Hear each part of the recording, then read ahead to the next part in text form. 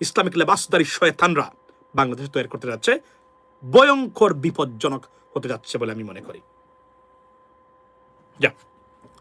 ভয়ঙ্কর বিপজ্জনক, এবং এরাই আগামীতে বাংলাদেশটাকে ব্যর্থ রাষ্ট্রে পরিণত করার নাম্বার 1 হাতিয়ার হবে। এজন্যই আমি এটা হুঁশিয়ার করে দিচ্ছি। এবং আপনারা জানেন তো, এই দেখেন বাস্তব প্রমাণ। আমি বলছিলাম না যে আমি এই কথাটা কি আমি ছাড়া কেউ বলেছে? আমি জানি না। ভারতীয় হাইকমিশনের টাকা খায় চরমুনাই, আব্বাসি, তাহেরি, আলাউদ্দিন জিহাদি সহ জমিয়ত সহ এরা বুঝে, অনেক সময় না বুঝে, অনেক সময় জানে না যে এরা যা করতেছে তাদের ফাইন্যান্সার যিনি উনি কোনো না কোনো ভারতের হাইকমিশনের টাকা, রয়ের টাকা বা এই মুহূর্তে আওয়ামী লীগের টাকা। কেননা বাংলাদেশকে যে কোনভাবে আওয়ামী লীগকে ফেরত আনতে গেলে এই গোষ্ঠীর বাহিরে কেউ সহযোগিতা করতে পারবে না, বুঝে না বোঝার সহযোগিতা। আমি আপনাদের কাছে গ্যারান্টি দিলাম এবং বললাম একটা বিপদ বলেন শুরু হয়েছে আওয়ামী লীগ ভারতীয় হাইকমিশনের মানে নীল নকশা এবং প্রজেক্ট।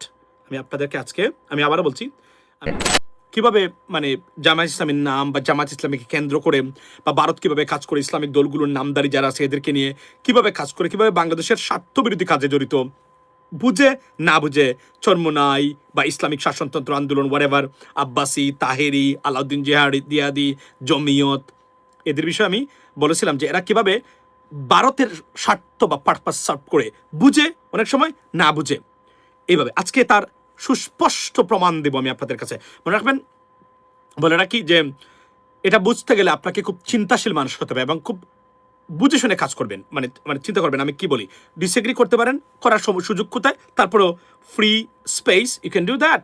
বাট আমি এটা আমি আপনাদের সামনে তুলে ধরতে চাই। আমি কয়েকদিন আগে, প্রায় 10 days ago আমি বলেছিলাম যে আমি দেখিয়েছিলাম একটা ভিডিওতে, আপনারা নিশ্চয়ই দেখেছেন যে মার্কিন যুক্তরাষ্ট্রের পলিসি কিভাবে ভারত জনবিচ্ছিন্ন হচ্ছে একের পর এক সারা পৃথিবী থেকে, পার্টিকুলারলি আমেরিকা থেকে। এবং প্রতিদিন আমার লাইভে একটা শব্দ আমি বলে থাকি আপনাদেরকে, সেটা কি, সেটা হলো যে আপনার যে বাংলাদেশের একটা পশম কোনো কিছু করার ক্ষমতা নাই যদি মার্কিন যুক্তরাষ্ট্র ভারতের মানে পাশে না থাকে। শেখ হাসিনাতে তা আনা তো দূরে থাক, মানে বাংলাদেশে কোনো ধরনের কন্ট্রোল নেওয়ার সুযোগও ভারতের সামনে থাকবে না, ডিস্টার্ব করতে পারে কিন্তু কন্ট্রোল নিতে পারবে না কখনো, যতক্ষণ পর্যন্ত না মার্কিন যুক্তরাষ্ট্র বা ইউনাইটেড স্টেটস গভর্নমেন্ট কোনো না কোনোভাবে তাদেরকে সিগন্যাল বা সাহায্য করে। এটা আমি বলেছিলাম, আমি প্রতিদিনই বলি এটা।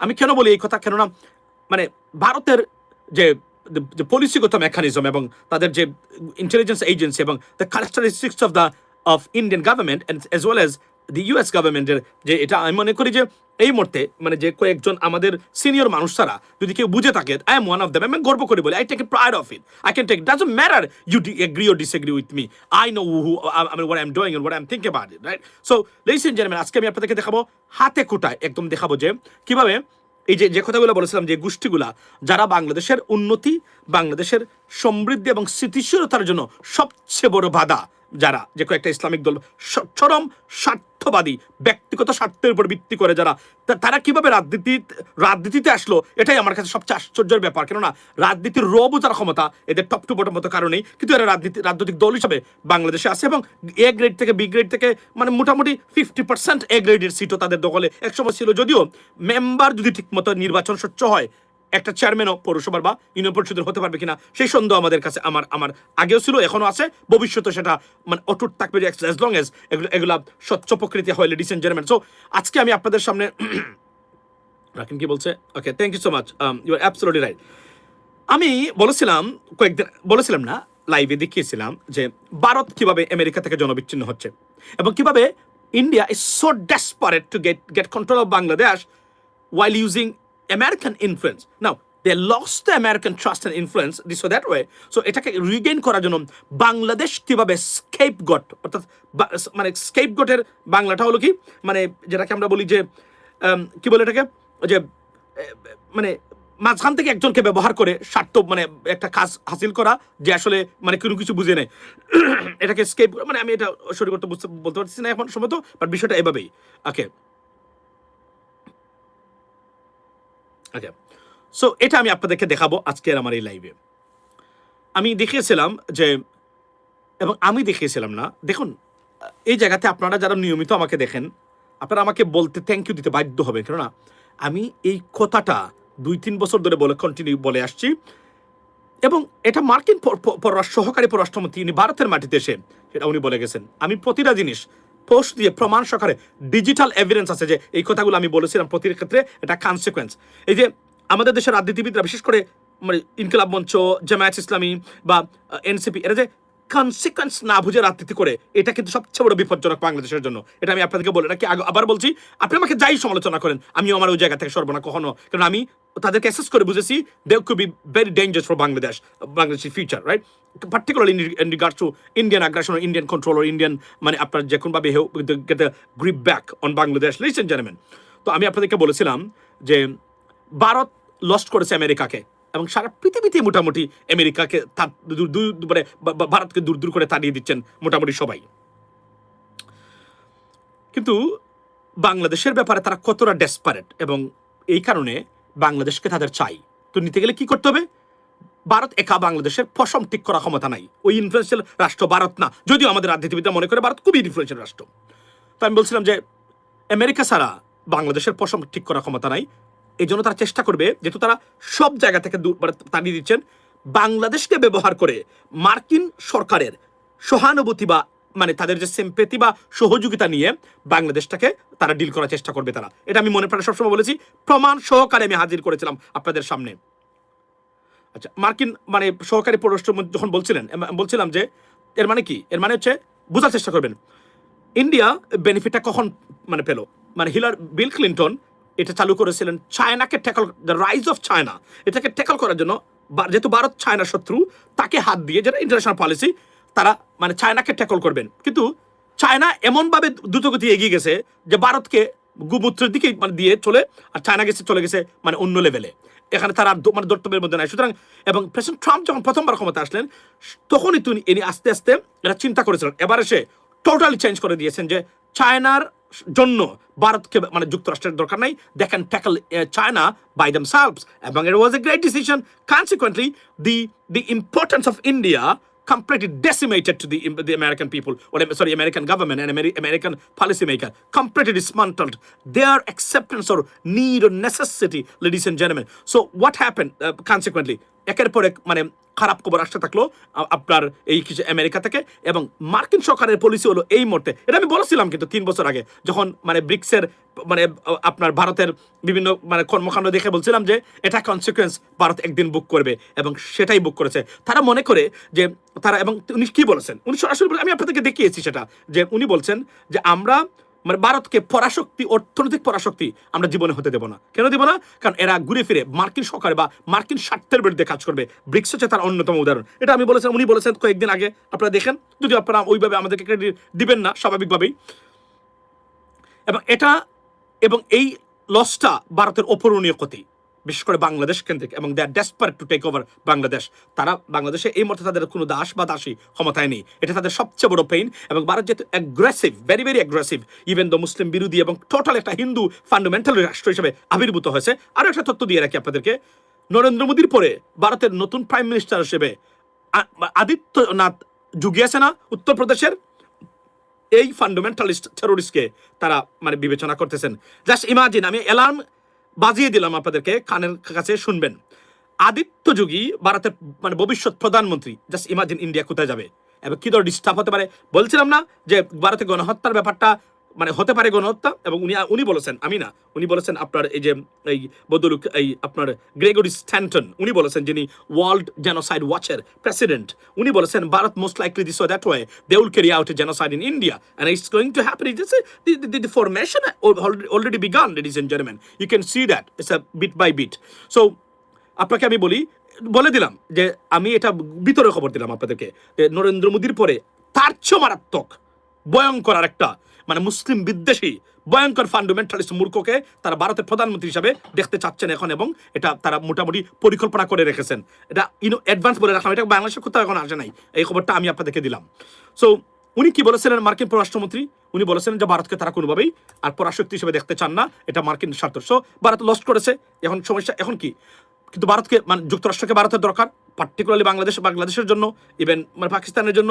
পাকিস্তান তো লস্ট করে ফেলছে অলরেডি, বাংলাদেশকে কোনোভাবে রাখা যায় কিনা এটাই হচ্ছে, কারণ বাংলাদেশের রাজনীতি দুর্বল, নেতৃত্ব দুর্বল, সরকারি ব্যবস্থাপনা দুর্বল, ইনফ্রাস্ট্রাকচার দুর্বল। তো it's easy prey Bangladesh to take over. এবং তাদের সবচেয়ে বড় স্বার্থ হলো প্রায় $20 বিলিয়ন খাসা গসগসে আপনার ডলারের ব্যবসা করে তারা বাংলাদেশে। এবং টোটালি তাদের মূল উদ্দেশ্য হলো চিকেন নেক যেহেতু এখানে আছে, স্ট্র্যাটেজিক্যালি ভেরি ইম্পর্টেন্ট বাংলাদেশের প্রেজেন্ট, যখনভাবে হোক না কেন বাংলাদেশকে তারা নিতেই হবে, এবং অথবা দাসী শেখ হাসিনার মতো ক্ষমতা রেখে দিয়ে তাদেরকে মানে এই কাজটা তারা করতে হবে। এটা আমি আপনাদেরকে বলেছিলাম। তো আমি বলছিলাম এই ক্ষেত্রে তাহলে এখন কি করতে হবে, দেখুন পলিসিগুলো দেখেন আপনি। তারা নেক্সট গেম খেলবে কিভাবে, বাংলাদেশকে তারা মার্কিন সরকারের চুকে দেখাবে যে একটা মার্কিন বিরোধী অর্থাৎ যুক্তরাষ্ট্র বিরোধী জনগণ অলরেডি তারা করে ফেলছে, জামাতের দিয়ে এনসিপি দিয়ে করেছে। ওই যে প্যালেস্টাইনের মার্চটা, এটা দরকার ছিল না, তো তারা করেছে। তারা মনে করেছে যে ইউনোমিন এটা জানেও না জামাতের এরা যে তারা যেটা করেছে, বিশেষ করে মিজানুর আজহারির মতো একটা স্টুপিড লুক এবং ডক্টর সারওয়ার, যে কারণে আমরা আজকে আমাদের মানে মানুষরা এখানে বিয়ে করেছে, স্বামী আনতে পারে না, স্ত্রী আনতে পারে না, এই কাজটা এটা 100%। আমি আবারও বলছি, ইউনাইটেড স্টেটস গভর্নমেন্টের ক্যারেক্টারিস্টিক যারা বুঝে 10 জন মানুষের লিস্ট যদি করেন, I have to be number 1। এটা আমি গর্ব করে বলি। আপনি আমাকে এটা আপনি সার্টিফিকেট দিলে কি না দিলে কি, আপনার দেওয়ায় আমার কিছু যায় আসে না। আমি আমার জায়গা থেকে এটা আমি মনে করি, এটা আমি বলছি আপনাদেরকে, আবারও বলি।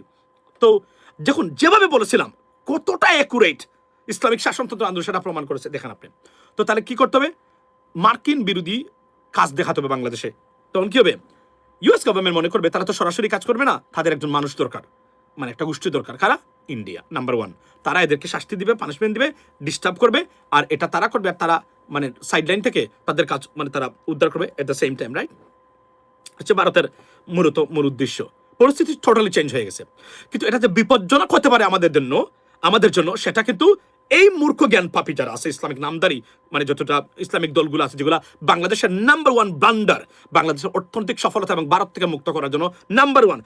এরা জামাত কেন্দ্রিক ব্যবসা করে, সবসময় জানেন তো 18টা গ্রুপ অ্যাক্টিভলি ব্যবসা করে জামাতের নাম নিয়ে, মওদুদি সাহেবকে নিয়ে। এর মধ্যে 7টা ইসলামিক সংগঠন, তার ব্রেড এন্ড বাটার পুঁজি রুজি সবগুলো হচ্ছে জামাতের নাম নিয়ে এবং জামাত কেন্দ্রিক। এটা কেন, ওয়াই? বিকজ এদেরকে বাঁচিয়ে রাখে মানে ভারতীয় হাইকমিশন এবং র।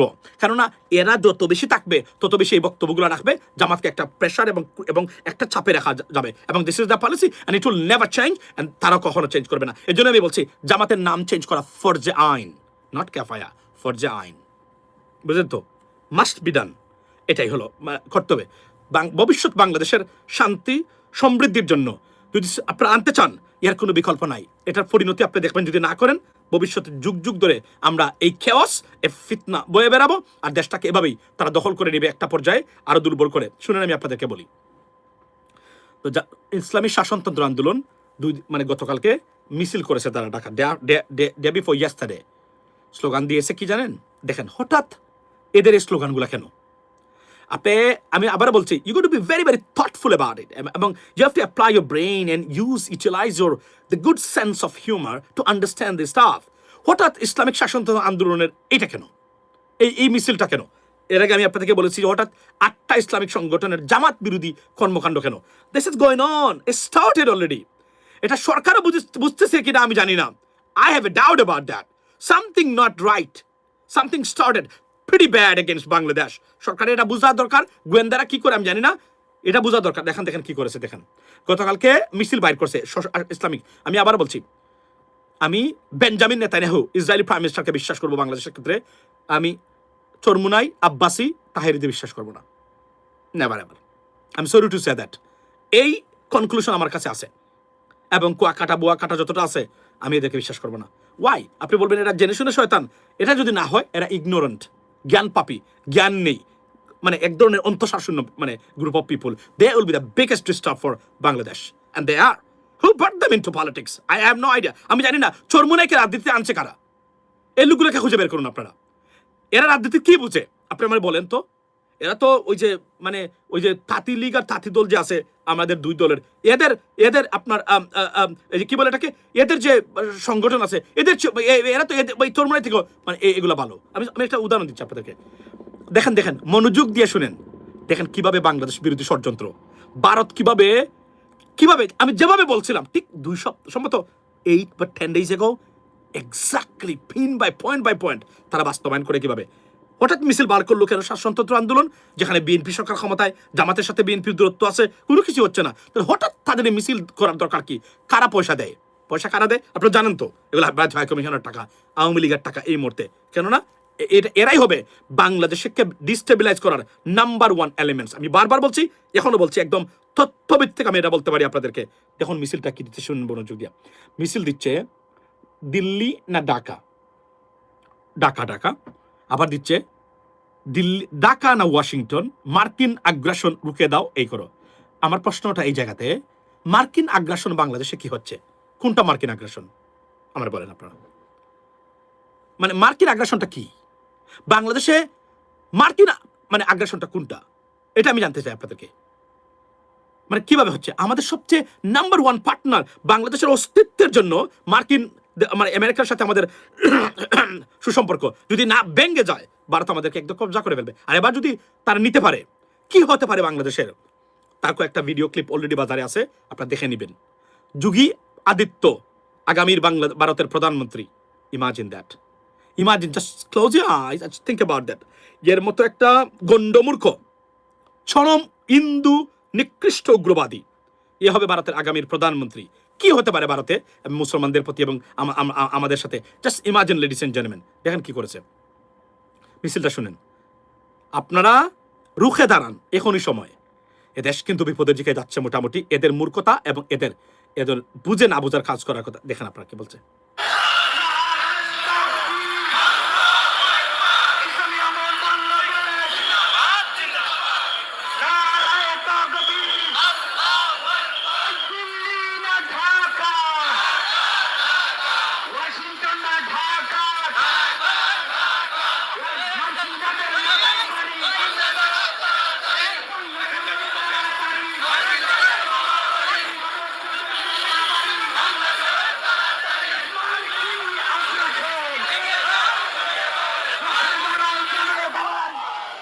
আপনারা শুনছেন, মার্কিন আগ্রাসন ভেঙে দাও, চুরমার করে দাও। Think about that. Where is the US আগ্রাসন? Where in Bangladesh? দিল্লি, ঢাকা না Washington? What is this? What kind of slogan is this? মানে বুঝলাম না আমি। মানে এটা কেন হবে? এটা কেন হচ্ছে এখন? মানে বাংলাদেশে মার্কিন আগ্রাসন কি হলো? আমি তো বুঝলাম না। আমার বক্তব্যের হিসাব কি মিলছে? মিলে যাচ্ছে কিনা বলেন। শুরু হয়েছে আওয়ামী লীগ ভারতীয় হাইকমিশনের মানে নীল নকশা এবং প্রজেক্ট। আমি আপনাদেরকে আজকে, আমি আবারও বলছি, আমি ইউএস গভর্নমেন্ট এবং ইন্ডিয়ান গভর্নমেন্টের ক্যারেক্টারিস্টিক্স বা চরিত্র বিশ্লেষণ করে থাকি। I am the master of it. Yeah, গর্ব করে বলি, I take pride of it. এবং this is a dangerous move by this idiots. এবং দিস ইডিয়টস, বিকজ এই যে একটু টাকা পয়সা দরকার এখন, সরকার এটাকে টলারেট করলো কিভাবে আমি জানি না। তারা কি এই মিছিল দেখেছে না শুনেছে আমি জানি না, নাকি জামাতের কারণে এরা সব প্লাস পয়েন্ট, কিন্তু তারা বিপদ কিভাবে ডেকে আনছে তারা। ইমাজিন লেডিস এন্ড জেন্টলম্যান, আবারও ভারতের কাছে পরাজিত বা মানে অপদস্থ হওয়ার সম্ভাবনা এই মূর্খ জ্ঞান পাপী ইসলামিক লেবাসদারি শয়তানরা বাংলাদেশে তৈরি করতে যাচ্ছে। ভয়ঙ্কর বিপজ্জনক হতে যাচ্ছে বলে আমি মনে করি। ভয়ঙ্কর বিপজ্জনক, এবং এরাই আগামীতে বাংলাদেশটাকে ব্যর্থ রাষ্ট্রে পরিণত করার নাম্বার ওয়ান হাতিয়ার হবে। এজন্যই আমি এটা হুঁশিয়ার করে দিচ্ছি। এবং আপনারা জানেন তো, এই দেখেন বাস্তব প্রমাণ। আমি বলছিলাম না যে আমি এই কথাটা কি আমি ছাড়া কেউ বলেছে আমি জানি না। ভারতীয় হাইকমিশনের টাকা খায় চরমোনাই, আব্বাসি, তাহেরি, আলাউদ্দিন জিহাদি সহ জমিয়ত সহ এরা বুঝে, অনেক সময় না বুঝে, অনেক সময় জানে না যে এরা যা করতেছে তাদের ফাইন্যান্সার যিনি, উনি কোনো না কোনো ভারতের হাইকমিশনের টাকা, রয়ের টাকা বা এই মুহূর্তে আওয়ামী লীগের টাকা। কেননা বাংলাদেশকে যে কোনভাবে আওয়ামী লীগকে ফেরত আনতে গেলে এই গোষ্ঠীর বাহিরে কেউ সহযোগিতা করতে পারবে না, বুঝে না বোঝার সহযোগিতা। আমি আপনাদের কাছে গ্যারান্টি দিলাম এবং বললাম, একটা সমূহ বিপদ বাংলাদেশের সামনে। Be careful ladies and gentleman, be careful. কেননা ভারত যে ডেসপারেশন দেখাচ্ছে বর্তমানে, এটার জন্য যে ফাঁদ সৃষ্টি করা, তার জন্য অলরেডি শুরু হয়েছে আপনারা দেখেছেন কয়েকদিন আগে থেকে জামাত বিরোধী বক্তব্য, অবভিয়াসলি জামাতের সমালোচনা তো আমি করতেছি, আমি তো বলতেছি তাদের নাম চেঞ্জ করা দরকার, না হলে তারা এই দেশটাকে সবচেয়ে বিপজ্জনক অবস্থা তারা ফেলে দিয়েছেন এবং কিয়ামত পর্যন্ত এই ফিতনা বাংলাদেশ থেকে কখনোই যাবে না। আর আমরা এই কিয়ামত পর্যন্ত আমাদের ভবিষ্যৎ বংশধররা আমরা এই ফিতনা নিতে রাজি না, এবং আপনাদের সন্তানও এটা মানে নেওয়া উচিত না বলে আমি মনে করি। আপনারা সবাই এটা নিয়ে কথা বলতে হবে। আপনারা মনে করছেন এভাবে সমস্যার সমাধান হবে? এই জীবন সমস্যার সমাধান হবে না, এই জীবনেও না, জীবনের সমস্যার সমাধান হবে না। এটা রেখে দিবেন আপনি, আর আপনার সন্তানও ভবিষ্যতে তুই রাজাকার আমি রাজাকার এই করা আর মুক্তিযুদ্ধ বিরোধী আর সপক্ষের এই শক্তি নিয়ে সারা জীবন আপনারা ঝগড়া করবেন। দেশ কিন্তু আবারও ভারতের কপল, এবং যতদিন ভারত এক নামক রাষ্ট্র আছে এখান থেকে আপনি জীবতে মানে বেরোতে পারবেন না। এই জন্য আমি শেয়ার করে দিচ্ছি জামাতের তাদের সম্পূর্ণ বাংলাদেশ বিরোধী কর্মকাণ্ড হচ্ছে এই মুহূর্তে, এটা তাদের বোঝাও দরকার ওই জায়গাতে। কেননা আপনি এটা যদি ভারত না থাকতো কোনো সমস্যা ছিল না, যেহেতু ভারত আছে এই ফেতনা আপনার জীবনে দূর করতে পারবেন না। এই ফেতনা তারা জিইয়ে রাখে, আপনি বুঝেন না, মানে সবকিছু মানে তাদের রেজিস্ট্রেশন বাতিল করে দিল জামাতের রাজনীতি করার, নিষিদ্ধ করে নাই। কেন করে নাই?